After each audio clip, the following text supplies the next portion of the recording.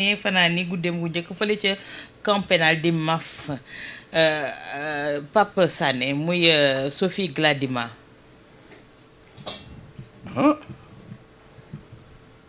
Placée sous mandat de dépôt. Ouais, je sais kay placé sous mandat de dépôt mais kay man affaire bi ça me prend de court depuis bi ma jotee information bi sama biir oto ba léegi mais comme on dit rek dura lex sed lex démb fii nañ fi toogoon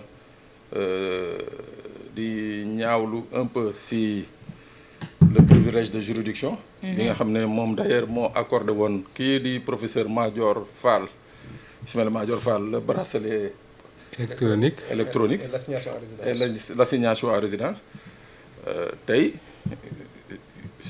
une de ses collègues subit ce qu'on appelle les foudres de Dame Justice bon dama jàpp rek ne que su ñu nekkee ci société bi nga xam ne Ibrahima mu ngi koy rappeler démb mooy que nous sommes tous égaux devant la loi. Oui. Gisuma lan moo war a tax bu dul raison de santé lan moo war a tax Mamadou bu defee lii ñu war ko mën a may contrôle judiciaire wala liberté provisoire Mamadou bu defee lee ñu ne ko mandat de dépôt. Pour man égalité des sanctions dans une société dama jàpp ne que moo gën ndéem tey jii kenn mënul wax ni que l'ancienne ministre Sophie Gladima elle est coupable de quoi que ce soit. Oui. waaw kenn il y a la présomption d'innocence. waaw il y a la présomption d'innocence. waaw mais jàpp naa ni que rek war na doon un exemple surtout pour ceux-là qui sont actuellement au pouvoir. Oui. waaw. mu doon une pédagogie une leçon également pour ñoom dans le fonctionnement de leur mission quotidienne ñu xam ne que rek ni ñu bëggee suite à la volonté des Sénégalais am une justice bi nga xam ne elle sera là pour dire le droit au nom du peuple sénégalais nañu xam ne rek ñoom it bu subaa écart bu nga xam ne am nañ ko dans leur gestion rek ça va être le même traitement ñu bañ a crier à une chasse des sorcières. D'accord. Voilà. Ibrahima dafa mel ni les mêmes chefs d'inculpation yi dal ci kaw Sali moom moo dal ci Sophie mais kële dafa cautionné génn kii peut-être que cautionné wul moo tax mu dem kaso. waaw bon d'abord Awa da nga may user un peu de comment dirais-je loo xam ne aussi wàllum jullit diggante jullit ak mbokkum jullitam. Donc kii di Aïssatou Sophie Gladima Sy bi donc peut-être qu'elle va passer sa première nuit en prison di ko masaw di ko ñaanal yàlla teggi ko nattu bi nga xam ne moom moo dal ci kawam. amiin donc beneen bi mooy que démb bi ñu fi nekkee dañ doon wax traitement bi nga xam ne différencié bu am entre Ismaïla Madior Fall ak ñi nga xam ne ñoom ñoo ko accusé woon. Oui. donc muy Guèye ak keneen kii di. Moustapha Anas Wane quelque chose comme ça. Directeur des constructions. Donc ba ñu tudd fii ay affaire privilège de juridiction donc ñële dañoo jaar tribunal d'instance Pikine Guédiawaye. Ils ont été systématiquement mis sous mandat de dépôt. keneen kii moom jël autoroute à péage dem directement fii nga xam ne moom mooy haute cour de justice donc loolu nekk loo xam ne benn genre privilège la donc bi ñu koy wax nag après je disais aussi que donc bu ñuy combattre dañuy combattre d'abord. ci fondement bi nga xam ne foofu la ñu jaar déjà pour condamner pour condamner ay nit pour les mêmes faits ñii ils sont passibles du tribunal d'instance ñii ils sont passibles de la haute cour de justice donc bon je disais que donc peut-être foofu la xeex bi peut-être foofu la war a nekk mais dès l'instant où nit ñi nangu nañu pour mu am ay privilèges de juridiction ñii bu ñu demee ci kaso nekk ci ay cellules VIP ñeneen ñi nekk ci paquetage donc mën nañu nangu aussi bu ñu demee devant le juge que ñu am benn traitement différencié donc ceci étant dit aujourd'hui aussi ñu ngi gis ne même entre collègues maanaam comment elle s'appelle encore Ndeye Saly Diop Dieng diggante Ndeye Saly Diop Dieng Ismaïla Madior Fall ak Sophie Gladima Sy bi y a une différence de traitement te ñoom ñëpp ay ministre lañu ñoom ñëpp haute cour de justice la ñu jaar loolu li muy wone rek mooy que on est dans le cadre d'un dossier pénal. Et dans un dossier pénal juge bi bu ñu ko saisiré bon peut-être ay termes techniques la dañuy naan le juge il saisit in rem. C'est-à-dire que juge bi bu ñu ko saisiré moom rek moo xam lan moo nekk ci biir dossier bi moom rek moo xam lu tax mu libéré ko sous caution kii ñëw indi caution mu bañ ko mu ne ko dama jël sa caution kii indi caution mu ne ko damay jël sa caution wala damay saisir say bien ba pare maintenir la ci kaso bi kii indiwul caution sax après ñu ne ko on te met sous bracelet électronique. Oui. Donc loolu dañ koy bàyyee. à l'appréciation des juges. Je crois que am na benn moom boo fi doon utiliser je crois mooy cëggal guy ah. waaw. Donc loolu cëggal guyu kii nga xam ne moom mooy magistrat bi le juge surtout le juge pénal dafa am c'est-à-dire dafa am ay matières yoo xam ne le juge buñ ko daanaka il a les mains liées. dafa moo am ay dossiers nag yoo xam ne juge bi dafay apprécier moom mooy xam dossier bi lan moo ci nekk kii mën na ko accorder lii kii du ko accorder lii il ne suit pas la clameur populaire. D'accord. Parce que ñun ñi mën nañu jàpp ne bon ñun en tant que bon peut-être non professionnel du droit wala non imprégné du dossier mën nañu jàpp ne bon juge bi dafay def discrimination entre même les ministres entre Sophie Gladima Sy bi Ismaïla Madior Fall ak kii nga xam ne moom mooy kii mais juge bi boo xoolee ba xool bon peut-être moom il a un dossier boo xam ne ci dossier bi lay sukkandiku tant que amuñu dossier bi duñ ko mën a critiquer. duñ ko mën a kii li ñu mën a constater rek mooy que y a eu un traitement différencié entre les différentes parties. D'accord Moustapha privilège de juridiction dafa fës lool ci ñetti cas yi nga xamante ne tey énuméré nañ ko Sali peut-être liñ koy toppee war na ko mën a cautionner mais Sophie Gladima également liñ koy toppee est-ce que mën na ko cautionner et est-ce que également elle veut pas faire les mêmes erreurs que ñeneen ñi li ñu def moo di génnee xaalis bu bëri bañ naan enrichissement illicite.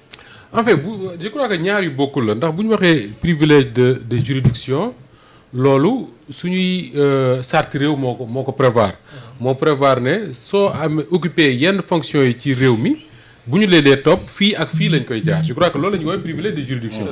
Maintenant Ibrahima Anne dafa wax lu am solo et je crois que ça règle tout le problème mooy ñun su ma nee ñun mooy les Sénégalais ñu doon. Oui. On peut lire les rapports.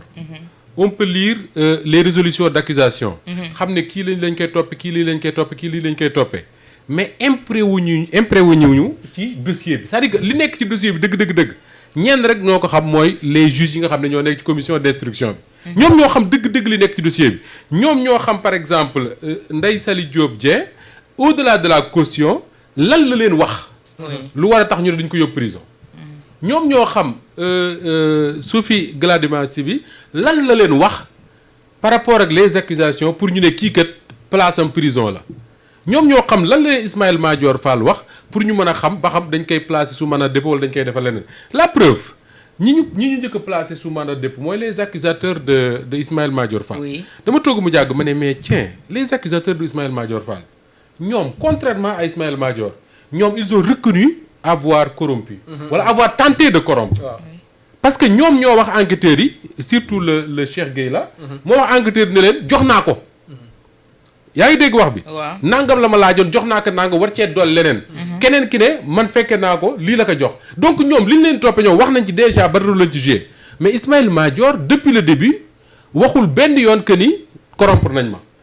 wax na ne jox nañ ma.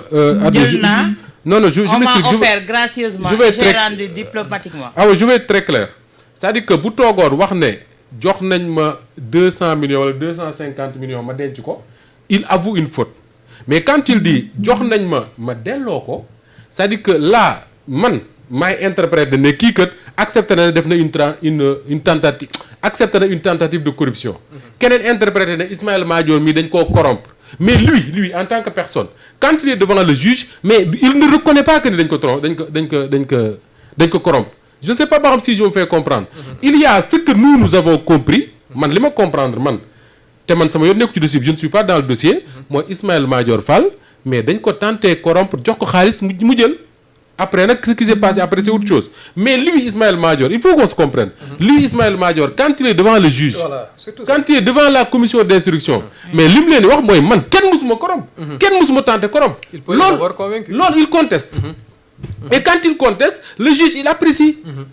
loolu la Ibrahima Anne di wax ne cëggalu guyam la c'est-à-dire que c'est le juge qui apprécie ne man kat waa jii tudd Ismaïla Madior Fall lii lañ ko accusé est-ce que li ma fi wax léegi damay jàpp ne dama koy yóbbu prison wala dama koy takkal bracelet encore une fois contrairement ak le cas Ndeye Saly mais Ismaïla Madior man wax naa ko démb man je considère qu'il est en prison parce que dañ ko takkal bracelet ba pare defal ko du génn këram. C'est-à-dire que ce que le juge a voulu éviter pour lui, département Dakar d'après voilà, ce que le juge a voulu éviter rek. D'ailleurs man parce que sama benn frère juriste bu ma interpellé sur ça démb ne ma est-ce que waxuñu génn département Dakar yooyu, mais quand je suis allé voir ce que cela veut dire dëgg-dëgg assignation à résidence, il me dit ce que j'ai lu mooy doo génn sa kër. wala doo génn un endroit boo xam ne le juge moo la koy fixer. mën na nekk sa kër mën na nekk une résidence bu le juge biy teg. boo fa génnee rek bracelet bi da koy boo fa génnee bracelet da koy signaler. Donc le juge il est à ce niveau-là. Est-ce que leneen aussi mën na cee dolleeku est-ce que Pape Sané je crois xaw na ko junj la est-ce que amul des raisons de santé qui font que tey juge bi décider lii au lieu que mu décider lale moo tax pour man quand on est en instruction les journalistes que nous sommes on doit être très prudent parce que li nga xam ne mooy xew ci bureau juge bi rek moo ko xam ak avocat yi ko fekkee ak ñi nga xam ne ñoom la ñuy topp ñi ci des yëpp ñun suñu interprétation la fi ñu koy teg de suñu interprétation yooyu mooy lii lañ xam ne ñu ngi koy accuser Ndeye Saly Diop lii la ñuy accuser Sophie Gladima pourquoi ñu téye kii bàyyi kële mais man je me dis quelque part là c'est pas du ko xam ci droit dara mooy wax mais Ibrahima soo nee Ndeye Saly Diop mën na cautionner ñaata millions 57 millions ñu ne la nu mu tudd Sophie Gladima ñi ngi wax 1 milliard ak lu teg mais fan la koy cautionner beneen bi mooy Sophie Gladima ci dossier yi ñu koy toppee mais dafa am benn centre bu ñu waroon a tabax je crois à Tamba ou Kédougou ça s'appelle comment Pape centre xawma la mais xaalis bi décaissé nañ ko dépensé ko te centre ba léegi aw xeer taxawu fa mais à partir de cet instant là tout cela fait que le juge il apprécie comme dit Ibrahima Anne su apprécié mën na ko envoyer en prison kenn yéenewu ko mais malheureusement c'est ça la réalité du pays d'accord demain sa trondo Moustapha Diop moom mooy dem wuy ji moom tamit moom ñu koy toppee 2 milliards ak yu teg waaw xam naa moom bu fekkee caution lañ ko laaj moom li ma gént baaxul on verra ce que ça va donner mais man je crois que loolu wax naa ko fii de ak yow la woon déjà quand je disais que ni suñ demaa diw 50 millions lañ koy toppee affaire yooyu mais mën naa imaginer que ni peut-être mën na cautionner ñu bàyyi ko mais quand on me dit 2 milliards yu teg mais Moussa Ba gis nañu ko fi cautionné 1 milliard 900 et quelques presque 2 milliards mais juge bi bàyyiwu leen de ben si ñi proposé juge bi 1 milliard naa proposé de mooy naar bi borom ceeb bi oui mais non c'est des hommes d'affaires ils peuvent trouver il a cautionné 1 milliard 900 et quelques. Ce qu'il faut savoir mooy c'est des hommes d'affaires ils peuvent trouver cet argent